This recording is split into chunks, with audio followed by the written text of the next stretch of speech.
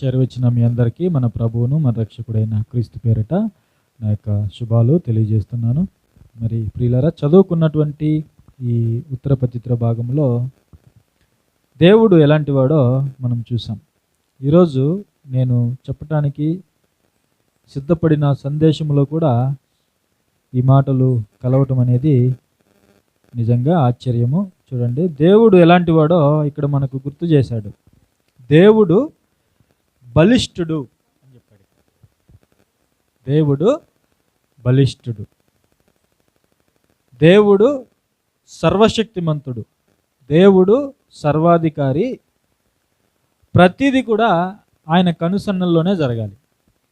ఆయన ఆజ్ఞ లేకుండా ఏది కూడా భూమి మీద జరగడానికి వీల్లేదు. జాగ్రత్తగా వాక్యాన్ని విందాము. మన కళ్ళ ముందు జరుగుతున్నటువంటి ప్రతి పరిస్థితి కూడా దేవుడు అనుమతిస్తేనే జరుగుతున్నాయి అనేది మనం తెలుసుకోవాలి.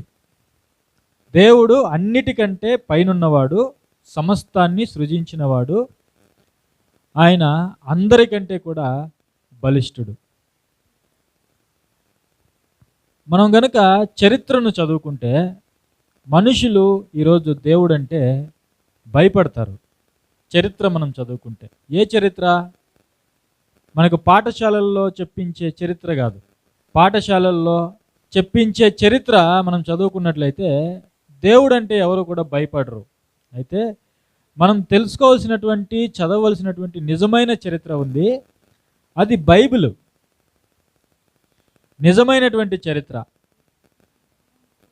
మానవుని యొక్క పుట్టుక, సృష్టి యొక్క పుట్టుక, మనుషుల మధ్య దేవుడు చేసినటువంటి కార్యాలు, దేవుడు మానవ సమాజంలోనికి వచ్చి దేవుడు చేసినటువంటి యుద్ధాలు, అద్భుతాలు, ఇవన్నీ కనుక మనం చదివినట్లయితే ఒక విషయం మనకు స్పష్టంగా అర్థమవుతుంది. ఏంటంటే దేవుడు ఉన్నాడు, ఆయన అన్నిటికంటే బలిష్ఠుడు, ఆయన సృష్టికర్త, సమస్తానికి అధికారి. ప్రతి మనిషి కూడా ఆయన యందు భయభక్తులు కలిగి ఉండాలి అనే విషయాలు మనకు అర్థమవుతాయి. కానీ ఈరోజు మానవ సమాజం ఎలా ఉందంటే దేవుణ్ణి ఎగతాళి చేసే స్థాయికి మానవ జాతి వెళ్ళిపోయింది. ఎవరిని ఎగతాళి చేస్తున్నారు? మనుషులు దేవుణ్ణి ఎగతాళి చేస్తున్నారు. దేవుడు లేడంటున్నారు, దేవుణ్ణి అపహాస్యం చేస్తున్నారు, దేవుణ్ణి దూషిస్తున్నారు.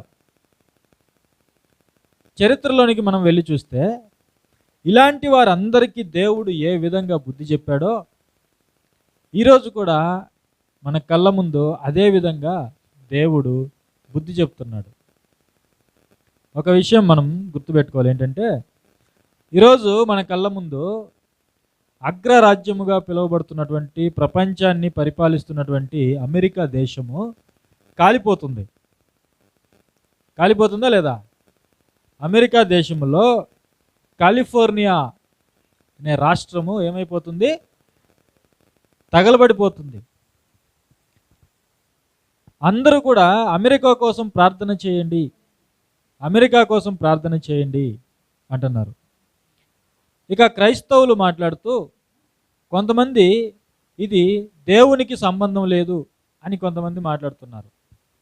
అమెరికా కాలిపోవడానికి, కాలిఫోర్నియా కాలిపోవడానికి దేవుని యొక్క ప్రమేయం లేదు అని చాలామంది మాట్లాడుతున్నారు. అంటే వాళ్ళ యొక్క ఉద్దేశం ఏంటంటే దేవుణ్ణి చెడ్డవాడిగా చూపించకూడదు అనే భావనతో వాళ్ళు మాట్లాడుతున్నారు. అయితే ఒక విషయాన్ని మనం ఆలోచన చేసినట్లయితే దేవుడికి తెలియకుండా ఏది కూడా జరగడానికి వీల్లేదు. అవునా కదా? దేవునికి తెలియకుండా, లేకపోతే దేవుని అనుమతి లేకుండా, దేవుని యొక్క పర్మిషన్ లేకుండా ఈ భూమి మీద ఏది జరగడానికి వీల్లేదు. ఒకవేళ జరుగుతుందంటే ఆయన దేవుడే కాదు, ఆయన సర్వాధికారే కాదు, ఆయన బలిష్ఠుడే కాదు. అవునా కదా? ఒకసారి మీరు ఆలోచన చేయండి. కాబట్టి మనం తెలుసుకోవాల్సింది ఏంటంటే ప్రతిదీ కూడా దేవుడు అనుమతిస్తేనే జరుగుతున్నాయి. దేవుడు అనుమతిస్తేనే. ప్రతి దాని మీద దేవుడు అధికారి. సాతానుడి మీద కూడా దేవుడు అధికారిగా ఉన్నాడు. సాతానుకి సొంత ప్రమేయం లేదు. వాడు ఏది కూడా చేయలేడు దేవుని యొక్క అనుమతి లేకుండా. సాతానుకు కూడా దేవుడు అనుమతిస్తేనే ఏదెను వనంలోనికి వచ్చాడు. దేవుడు అనుమతిస్తేనే సాతానుడు కూడా పనిచేయాలి. అంత గొప్పవాడు దేవుడు, అంత బలిష్ఠుడు దేవుడు. కాబట్టి ఈరోజు మన కళ్ళ ముందు అమెరికా దేశము కాలిపోతుంది.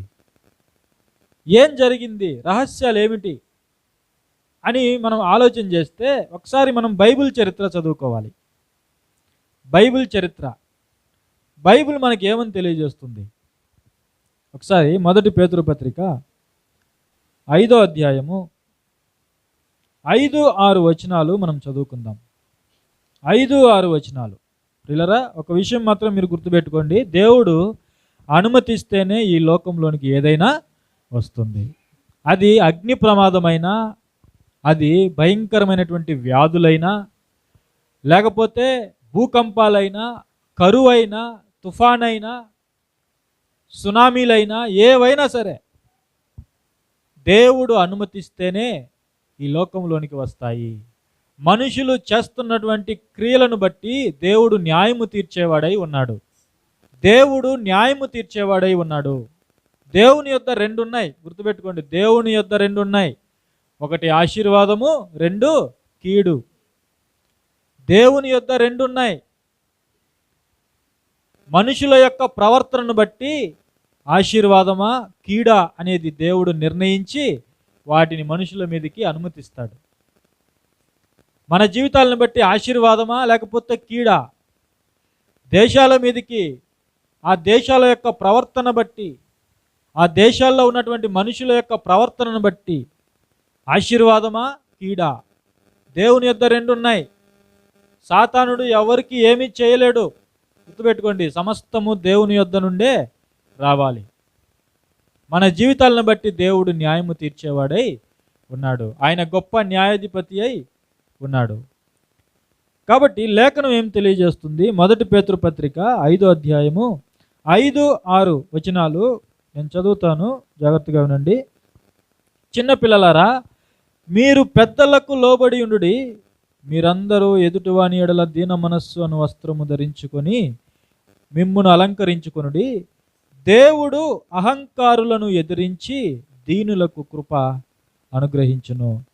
దేవుడు తగిన సమయమందు మిమ్మును హెచ్చించినట్లు ఆయన బలిష్టమైన చేతి క్రింద దీన మనస్కులై ఉండుడి. చూడండి, ఇక్కడ మనకి దేవుడు గురించినటువంటి వివరణ. దేవుడు ఎలాంటివాడు, దేవుడు ఎలా ఉన్నాడు, ఆయన ఎదుట మనిషి ఎలా ఉండాలి, ఆయన ఎదుట మనుషులు ఎలా మసలుకోవాలి, మనుషులు ఎలా ప్రవర్తించాలి, వారి యొక్క ప్రవర్తనకు తగినట్లుగా దేవుడు ఏ విధంగా వారి పట్ల స్పందిస్తాడు అనే విషయాలు ఇక్కడ పేతురు గారు మనకు తెలియజేశారు. మొదటిగా మనం తెలుసుకోవాల్సింది ఏంటంటే, ఇక్కడ మొదట ప్రాముఖ్యమైన విషయము, దేవుడు అనే ఒక ఆయన ఉన్నాడు, ఆయన బలిష్ఠుడు అని చెప్పాడు. ఏమని చెప్పాడు పేతురు గారు? దేవుడు అనే ఆయన ఒక ఆయన ఉన్నాడు. ఈ సృష్టిని కలిగించిన వాడు ఎవరు? దేవుడు. ఈ సృష్టిని కలిగించిన వాడు దేవుడు. ఈ సృష్టి వెనకాల దేవుడు ఉన్నాడు. చాలామంది దేవుడు లేడు అంటున్నారు. ఏమంటున్నారు? దేవుడు లేడు. నాస్తికులుగా మారిపోయారు. చిన్నపిల్లల నోట కూడా మనం ఈ మాటలు వింటున్నాం. సినిమాలు విపరీతంగా చూసి దేవుణ్ణి ఎగతాళి చేస్తూ దేవుడు లేడని మాట్లాడుతున్నారు. కాలిపోయిన ఈ కాలిఫోర్నియాలో అత్యధిక శాతం ఎవరున్నారంటే నాస్తికులట. అంటే దేవుడు లేడనేవాళ్ళు. ఎవరున్నారట అక్కడ? ఎక్కువ మంది ధనాన్ని సంపాదించి గొప్పవారిగా ఎదిగిపోయి విలాసవంతమైనటువంటి జీవితాలను జీవిస్తూ దేవుడే లేడు అని దేవుడి మీద తిరుగుబావుట ఎగురవేశారు. ఈరోజు చిన్నపిల్లలు మొదలుకొని పెద్దవాళ్ళ వరకు చాలామంది, అనేక మంది దేవుడు లేడు అంటున్నారు. అయితే దేవుని వాక్యం ఏమని తెలియజేస్తుంది? దేవుడు ఉన్నాడు. ఆయన బలిష్ఠుడు. ఆయన భూమిని ఆకాశమును కలిగించినవాడు. సృష్టిని నోటి మాట చేత కలిగించినవాడు దేవుడు. ఆయన ఎంత బలిష్ఠుడంటే ఒకసారి ఈ సృష్టిని చూడండి. ఆయన ఆయన యొక్క మహాశక్తి ఈ సృష్టిలో మనకు కనబడుతుంది. సృష్టిలో ఉన్నటువంటి నక్షత్రాలు, సూర్యుడు, చంద్రుడు, ఈ భూమండలం, ఇవన్నీ ఎంత పెద్దవో తెలుసా? ఎంత పెద్దవి! నక్షత్రాలు, అగ్నిగోళంగా పిలువబడుతున్నటువంటి సూర్యుడు, ఇవన్నీ కూడా వాటి వాటి కక్షల్లో తిరుగుతూ, వాటి వాటి మార్గాల్లో తిరుగుతూ, వెలుగునివ్వడానికి వస్తూ వెళుతూ, వెన్నెలివ్వడానికి వస్తూ వెళుతూ, ఆకాశంలో నక్షత్రాలు మెరుస్తూ మనకు వెలుగిస్తూ ఈ భూమండలం కొరకు పనిచేస్తున్నాయి. దేవుని యొక్క శక్తి వాటిని నడిపిస్తున్నటువంటి విధానంలో మనం గమనించినట్లయితే మనకు అర్థమవుతుంది. నేల మంటితో మనిషిని నిర్మించాడు. దేవుడు మృతులను సజీవులుగా చేసేవాడు. దేవుడు మృతులను సజీవులుగా చేసేవాడు. భూమి ఆకాశం మీద అధికారం కలిగినవాడు. సముద్రం మీద అధికారం కలిగినవాడు. యావత్తు ప్రపంచం మీద ఆయన అధికారము కలిగినవాడు. తుఫాన్ను గద్దించగలిగినవాడు. సముద్రాన్ని నిమ్మలపరచగలిగినవాడు. ప్రకృతి మీద అధికారం కలిగినవాడు దేవుడు. కాబట్టి దేవుడు లేకుండా ఈ సృష్టి అంతా కూడా నడవటానికి వీల్లేదు. దేవుడు ఉన్నాడు. అవునా కదా? ఒక బస్సు డ్రైవర్ లేకుండా నడుస్తుందా? చెప్పండి. ఒక విమానం పైలట్ లేకుండా నడుస్తుందా? నడవదు కదా. మరి యావత్తు ప్రపంచము ఎలా నడిపించబడుతుంది? మూర్ఖులు ఏమంటారు? బుద్ధి లేని వాళ్ళు ఏమంటారు? దేవుడు లేడు. నువ్వు ప్రతిరోజు ఎక్కే బస్సు ఎవరు లేకుండా అదే నడుస్తుందా? చెప్పండి. నడుస్తుందా? నడవదు. నువ్వు ఎక్కే ట్రైను ఎవరు లేకుండా పట్టాల మీద వెళ్ళిపోతుందా? వెళ్ళడం లేదు. నువ్వు ఎక్కే విమానము ఎవరు లేకుండా, పైలట్ లేకుండా వెళ్ళిపోతుందా? నువ్వు వేసుకున్నటువంటి వస్త్రాలు ఎవరు లేకుండా అలాగే వచ్చాయా? నువ్వు చేతికి పెట్టుకుంటున్నట్టు వాచ్ అలాగే వచ్చేసిందా? నువ్వు తింటున్న భోజనం అలాగే వచ్చేసిందా? నువ్వు వాడుకుంటున్న వస్తువులు అలాగే వచ్చాయా? చెప్పండి. అడగండి, బుద్ధిహీనులను అడగండి. దేవుడు లేడనే బుద్ధిహీనులను అడగండి, ఏమని చెప్తారో. ఎవరో ఒకరు నిర్మిస్తేనే మనకు వచ్చాయి అన్నీ. అవునా కదా? ఈరోజు మనం వాడుతున్నటువంటి వస్తువులు కానీ, మనం వేసుకుంటున్నటువంటి వస్త్రాలు కానీ, మనం ఉపయోగించుకుంటున్నటువంటి వాహనాలు కానీ, ఇవన్నీ కూడా ఎవరో తయారు చేస్తే వచ్చాయి. వాటంతటికి అవే రాలేదు. మరి ఈ సృష్టి అంతా, ఈ సృష్టిలో ఉన్నటువంటి వస్తువులు, నక్షత్రాలు పరిగెడుతున్నాయి, సూర్యుడు పరిగెడుతున్నాడు, భూమి పరిగెడుతుంది.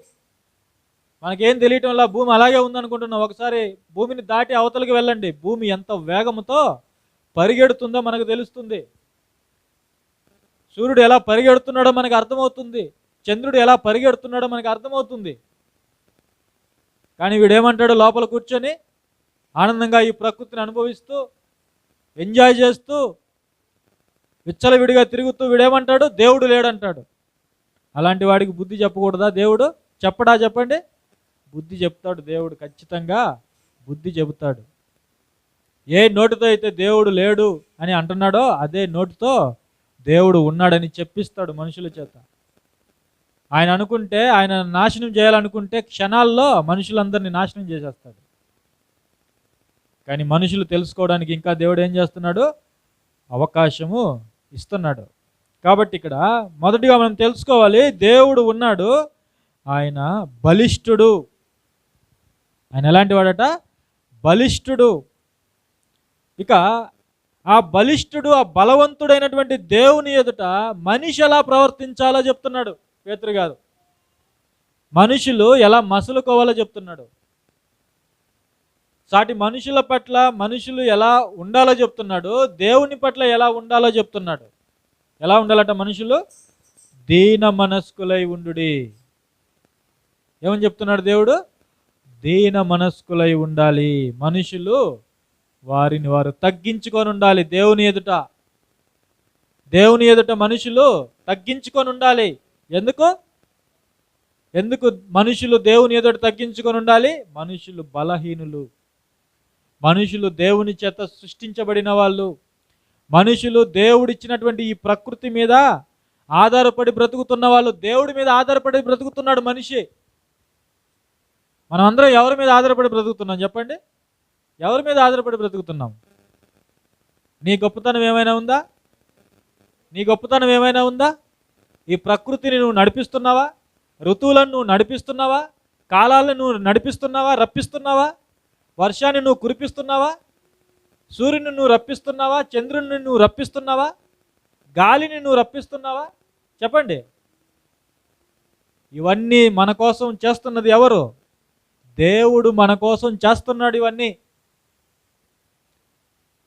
కాబట్టి మనకంటే బలవంతుడు, బలిష్ఠుడైనటువంటి దేవుని ఎదుట మనిషి తగ్గించుకొని బ్రతకాలి, తమను తాము తగ్గించుకొని బ్రతకాలి. కానీ ఈరోజు ఎలా ఉంది పరిస్థితి? ధనాన్ని సంపాదించి అందమైన భవనాలు నిర్మించుకొని విలాసవంతమైనటువంటి జీవితాలు జీవిస్తూ దేవుణ్ణి ఎగతాళి చేస్తున్నారు. దేవుడు లేడంటున్నారు. దేవుడిచ్చినటువంటి ఈ సృష్టిలో బ్రతుకుతూ, దేవుడు భూమిని పండించుకొని తింటూ, వర్షాన్ని కురిపిస్తే అనుభవిస్తూ, అవునా కదా, దేవుడిచ్చే ప్రతి దానిని అనుభవిస్తూ వాటి మీద ఆధారపడి బ్రతుకుతూ దేవుడి మీద తిరుగుబాటు చేస్తున్నారు చాలామంది ఈరోజు. దేవుడంటే భయం లేదు. కాబట్టి మనుషులు దేవుని ఎదుట తమను తాము తగ్గించుకొని బ్రతకాలి. ఇంకా ఏమని చెప్తున్నాడు అక్కడ దేవుడు? అహంకారులను దేవుడు ఎదిరిస్తాడు. దేవుడు ఏం చేస్తాడట? అహంకారులను దేవుడు ఎదిరిస్తాడు, దీనులకు కృప అనుగ్రహిస్తాడు. దీనులకు దేవుడు కృప అనుగ్రహిస్తాడు. దేవుడు దీనుల మీద జాలి చూపిస్తాడు, దయ చూపిస్తాడు, కృపను చూపిస్తాడు, ఇంకా బ్రతకడానికి అవకాశం ఇస్తాడు. ఎవరికి? ఎలాంటి వారికి?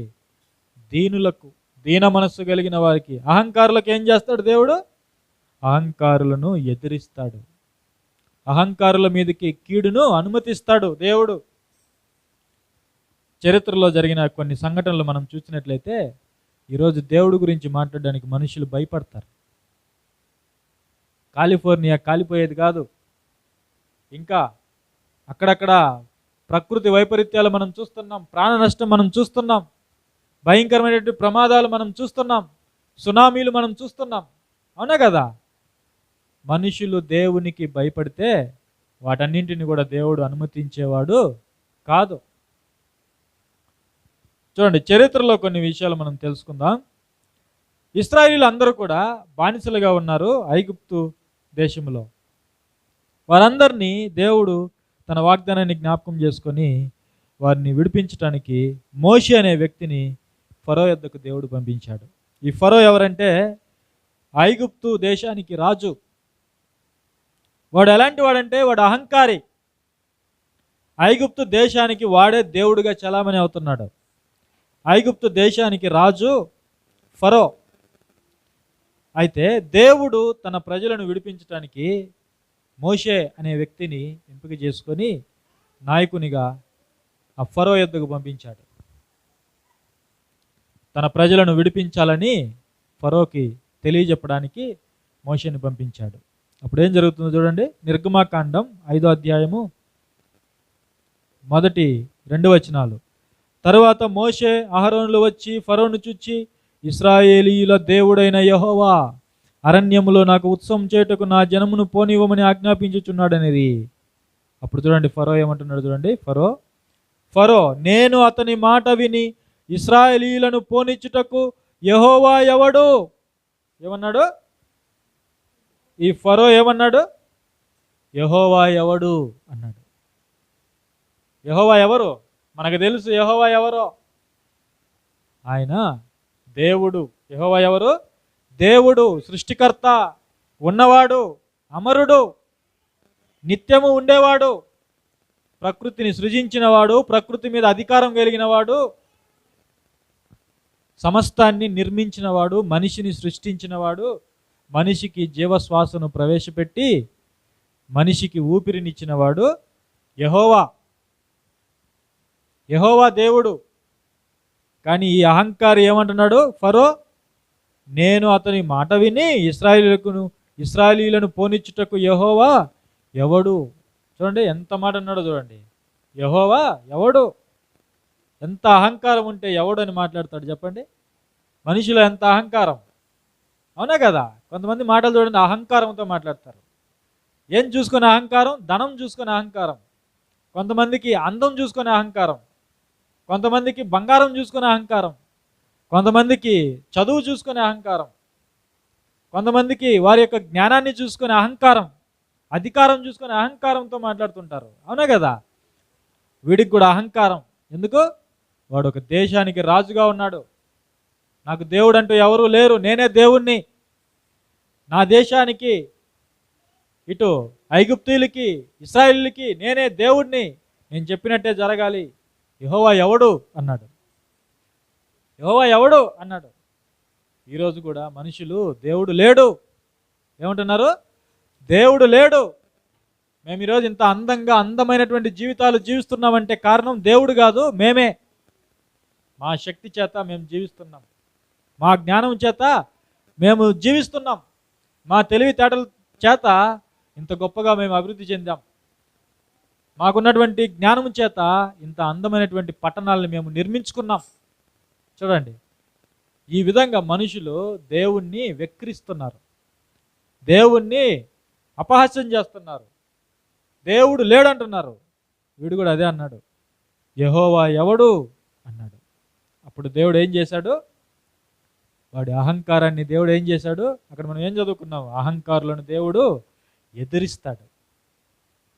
ఇప్పుడు వీడు అహంకారే కాదా? ఫరో అహంకారి, గర్విష్టి.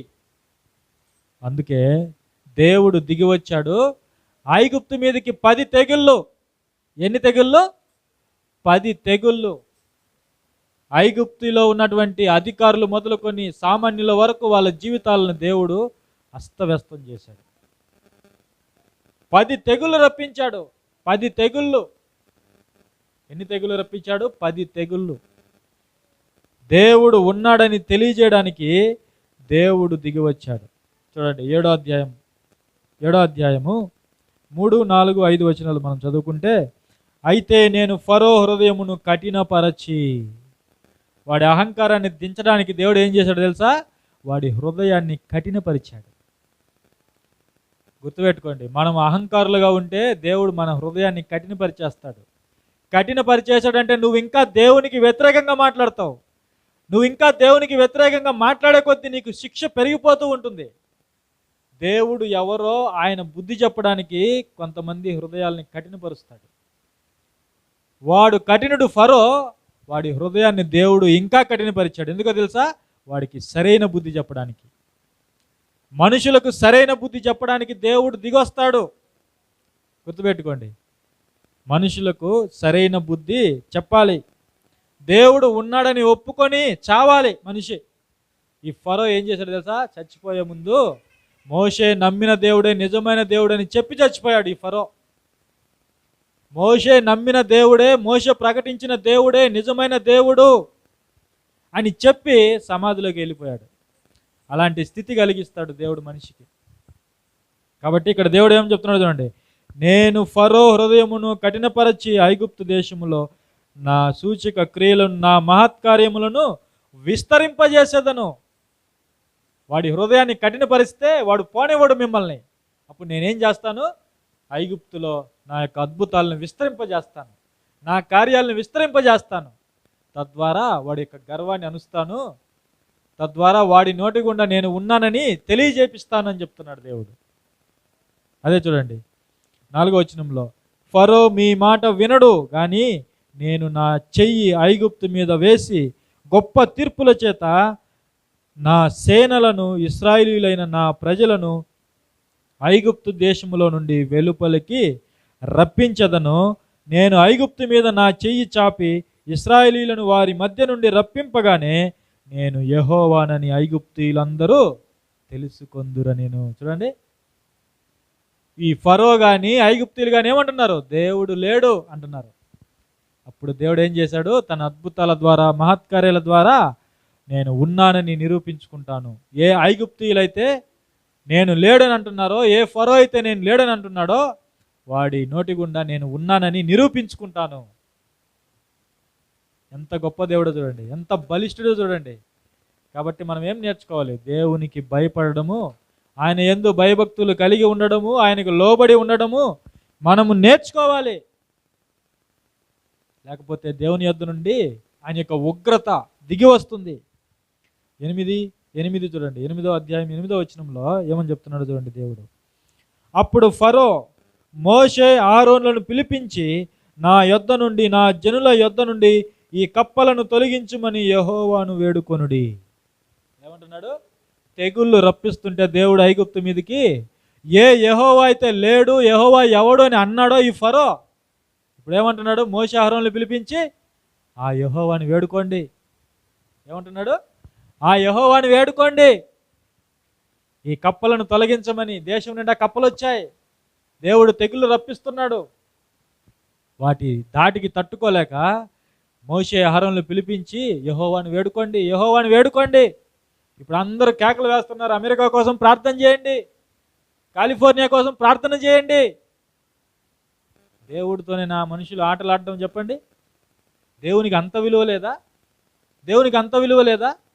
ఈరోజు మనం బ్రతుకుతున్నది ఆ దేవుడు చల్లగా చూడ్డాన్ని బట్టి మనం బ్రతుకుతున్నాం. అవునా కదా? ఆయన ఊపిరి ఇచ్చాడు మనకి, ఆయన శ్వాస ఊదితే మనం అందరం బ్రతుకుతున్నాం. ఆయన వలన బ్రతుకుతూ మనుషులు ఆయన మీదకే వస్తే ఆలోచన చేయండి. ఏమంటున్నాడు? యెహోవాను వేడుకోండి, అందరూ అమెరికా కోసం ప్రార్థన చేయండి, కాలిఫోర్నియా కోసం ప్రార్థన చేయండి, లాస్ ఏంజల్స్ కోసం ప్రార్థన చేయండి. ఒకసారి చూడండి, పట్టణాలు తగలబడిపోతున్నాయి. వాళ్ళు కట్టుకున్నటువంటి అందమైన భవనాలు కాలి బూడిదైపోయాయి, అందమైన తోటలు కాలి బూడిదైపోయాయి. లక్షల కోట్ల రూపాయలు నష్టం, లక్షల కోట్ల రూపాయలు నష్టం. వారి ఆస్తి అంతా తగలబడిపోయింది, వాళ్ళ బంగారం అంతా తగలబడిపోయింది, వాళ్ళ విలువైన వస్తువులన్నీ, భవనాలన్నీ కాలిపోయాయి. ప్రాణాలు అరచేతుల్లో పెట్టుకుని గొప్పవాళ్ళండి వాళ్ళందరూ, సామాన్యులు కాదు. ప్రపంచంలోని అత్యంత ధనవంతులు నివసించే స్థలం అది, కాలిఫోర్నియాలో లాస్ ఏంజల్స్ అనే ప్రాంతం. వాళ్ళందరి జీవితాలు ఇప్పుడు ఎలా ఉన్నాయో చూడండి. దేవుడు లేడన్నారు. మన బాలీవుడ్ హీరోయిన్లు కూడా ఇద్దరు ఆ ప్రమాదం నుండి తప్పించుకొని బయటపడ్డారు. వాళ్ళలో ఒక హీరోయిన్ ఏమంటుందో తెలుసా? నేను ఈరోజు బ్రతికున్నానంటే కారణం దేవుడు అంటుంది. ఏమంటుంది? దేవుడు లేకపోతే నేను కూడా ఆ మంటల్లో కాలిపోయేదాన్ని.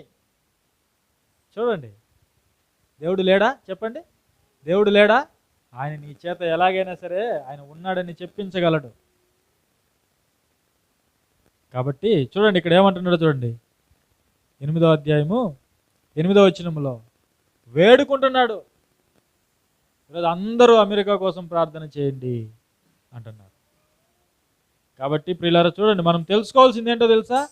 మనం తెలుసుకోవాల్సింది, దేవుని ఎదుట మనము అహంకారులుగా ఉండకూడదు. దేవుని ఎదుట మనం అహంకారులుగా ఉండకూడదు. దేవుడు చెప్తున్నాడు, ఆయన దీనులకు కృప అనుగ్రహిస్తాడు, దీనులకు కృప అనుగ్రహిస్తాడు.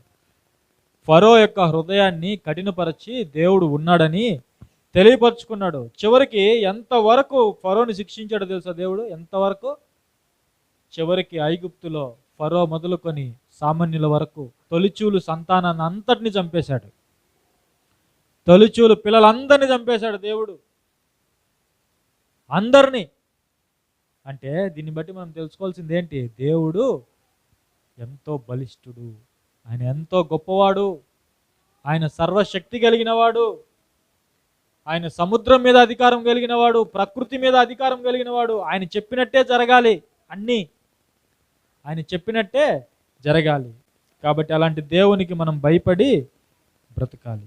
మరలా చదువుకుందాం. 1 పేతురు పత్రిక చివరిగా మాట చూసుకొని మనం ముగించుకుందాం. 1 పేతురు పత్రిక 5వ అధ్యాయంలో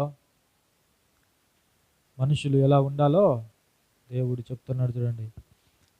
చిన్నలారా, 5వ వచనంలో, చిన్నలారా మీ పెద్దలకు లోబడి ఉండుడి. ఏమని చెప్తున్నాడు? చిన్నపిల్లలకి పెద్దలకు లోబడి ఉండండి. మీరందరూ ఎదుటివాని ఎడల దీన మనస్సు తగ్గించుకొని ఉండాలి. మిమ్మును మీరు దీన మనస్సును వస్త్రము ధరించుకొని మిమ్మును అలంకరించుకొనుడి. దేవుడు అహంకారులను ఎదిరిస్తాడు. ఫరోని ఎదిరించాడు, ఫరోకు బుద్ధి చెప్పాడు దేవుడు. నోవహు సువార్త ప్రకటించాడు, ఎవరు వినలా, ఎగతాళి చేశారు. ఎవరిని? నోవాహుని ఎగతాళి చేశారు. దేవుని సేవకుని ఎగతాళి చేస్తే దేవుణ్ణి ఎగతాళి చేసినట్టే, అవునా కదా? దేవుని సేవకుడు దేవునికి ప్రతినిధిగా ఉన్నాడు. ఆ దైవ సేవకుని ఎవరైతే ఎగతాళి చేస్తారో వాళ్ళు దేవుణ్ణి ఎగతాళి చేసినట్లుగా దేవుడు లెక్కలోనికి తీసుకుంటాడు. వాళ్ళందరినీ ఏం చేశాడు? జలప్రలయంలో అందరినీ నాశనం చేశాడు. ఆయన మాట ఎవరైతే విని ఆయన ఎదుట దీనులుగా ఉన్నారో నోవాహుని అతని కుటుంబాన్ని దేవుడు రక్షించాడు. అహంకారులందరినీ వరదలో ముంచేశాడు అందరినీ. తర్వాత సొదొమ గొమొర్రా పట్టణాలు ఎగతాళి చేశారు లోతుని. లోతుకి ఎవరైతే అల్లుళ్ళు కావడానికి సిద్ధంగా ఉన్నారో అల్లుల దగ్గరికి వెళ్ళాడు. దేవుడు ఈ పట్టణాలని కాల్చబోతున్నాడు, రండి బయటికి రండి అంటే ఎగతాళి చేశారు లోతుని. మా మామకి ఏదో పిచ్చి పట్టింది, వెర్రి మాటలు మాట్లాడుతున్నాడు, దేవుడు లేడు ఏమీ లేడు పో అని లోతుని తరిమేశారు అక్కడి నుంచి. లోతుని అతని కుటుంబాన్ని దేవుడు తప్పించాడు. 2 పట్టణాలని దేవుడు కాల్చి బూడిద చేశాడు. 2 పట్టణాలని, చుట్టుపక్కల ఉన్న ప్రాంతాలని కాల్చి బూడిద చేశాడు. సొదొమ గొమొర్రా పట్టణాలని కాల్చి బూడిద చేశాడు.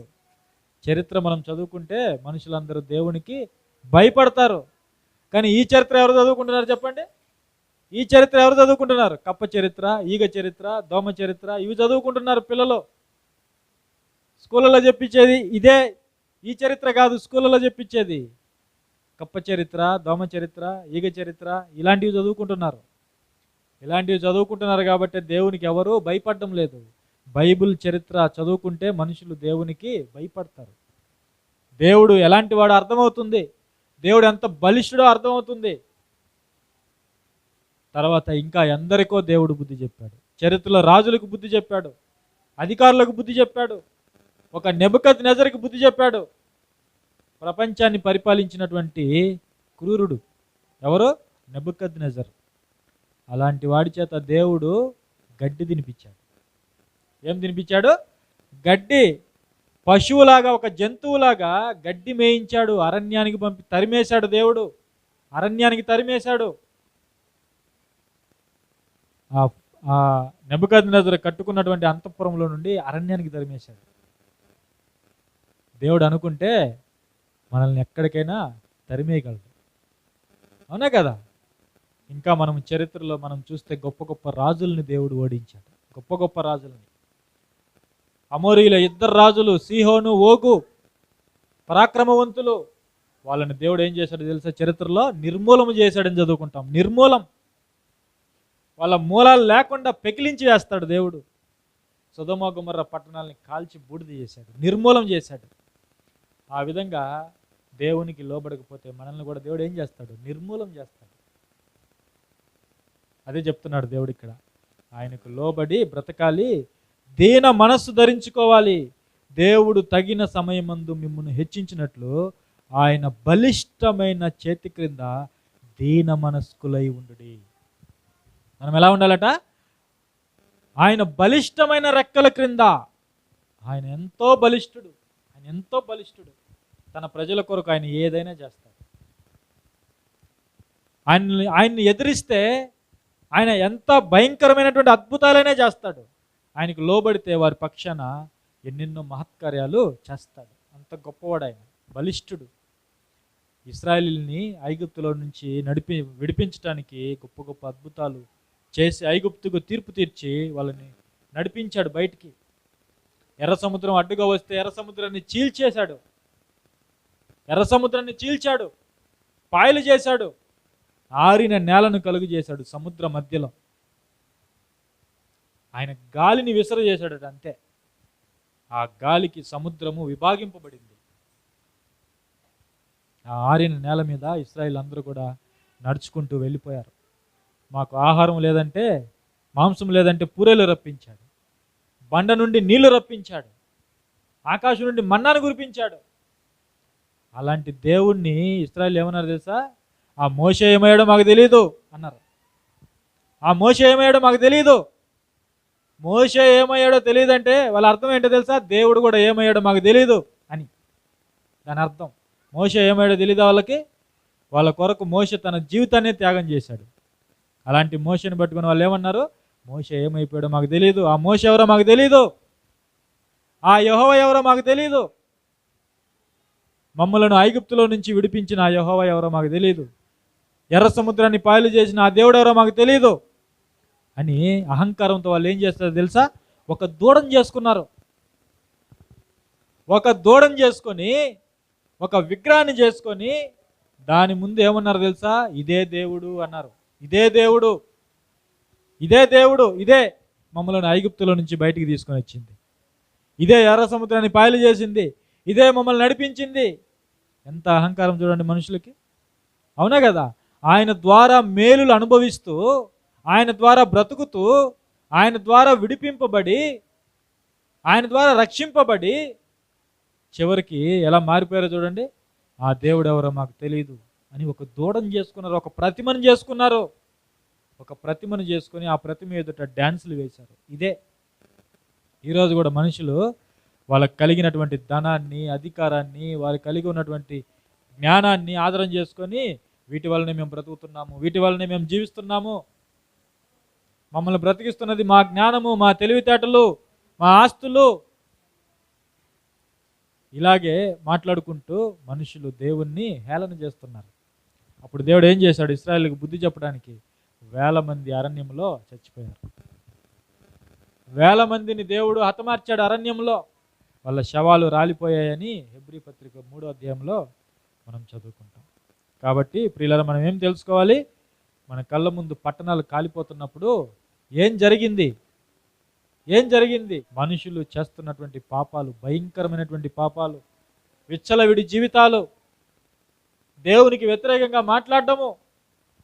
లోకంలో ఎన్ని జరుగుతున్నాయో తెలుసా? ప్రకృతి ధర్మానికి, దేవుడు పెట్టినటువంటి ధర్మానికి వ్యతిరేకమైనవి జరుగుతున్నాయి. ప్రపంచ దేశాల్లో, ప్రపంచ పట్టణాల్లో భయంకరమైనటువంటి వ్యభిచారం జరుగుతుంది, దొంగతనాలు జరుగుతున్నాయి, నరహత్యలు జరుగుతున్నాయి, ఇంకా ఎన్నెన్నో భయంకరమైనవి, మనం వినకూడనివి ఎన్నో జరుగుతున్నాయి. మనం ఊహించలేనివి, ప్రకృతికి విరుద్ధమైనవి ఎన్నో జరుగుతున్నాయి. వాటికి తోడు మనుషులు దేవుణ్ణి ఎగతాళి చేస్తున్నారు, దేవుడు లేడంటున్నారు. అందుకే దేవుడు ఏం చేస్తున్నాడు? ఆయన తీర్పులు విధిస్తున్నాడు ప్రపంచం మీద. కాబట్టి మనం తెలుసుకోవాలి, దేవుని ఎదుట మనము దీన మనస్కులై, బలిష్టమైనటువంటి ఆయన చేతి క్రింద దీన మనస్కులై ఉండాలి. మనం ఎప్పుడైతే దేవుని ఎదుట మనల్ని మనం తగ్గించుకుంటామో అప్పుడు దేవుడు మనకి కృప అనుగ్రహిస్తాడు. కృప అనుగ్రహిస్తాడు. తగిన సమయంలో దేవుడు మనల్ని హెచ్చిస్తాడు. తగిన సమయంలో, గుర్తుపెట్టుకోండి, మనల్ని హెచ్చించటానికి దేవుడు సిద్ధంగా ఉన్నాడు. ఆ సమయం వచ్చేంత వరకు కూడా మనము దేవుని ఎదుట మనల్ని మనం తగ్గించుకొని ఉండాలి. ఒకరోజు దేవుడు ఎవరికి అందనంత ఎత్తులో నిన్ను నిలబెడతాడు. ఎవరికి అందనంత ఎత్తులో. యోసేపు అండి, యోసేపుని అన్నలు అమ్మేశారు. ఇస్మాయిలీలకు అమ్మేస్తే ఆ ఇస్మాయిలీలు ఐగుప్తీనికి అమ్మేశారు. ఫరో సేవకుడైనటువంటి పోతీఫర్ అనే వ్యక్తికి అమ్మేశారు. ఆ యోసేపు దేవుని యొక్క రెక్కల క్రింద దీన మనస్సు కలిగి ఉన్నాడు.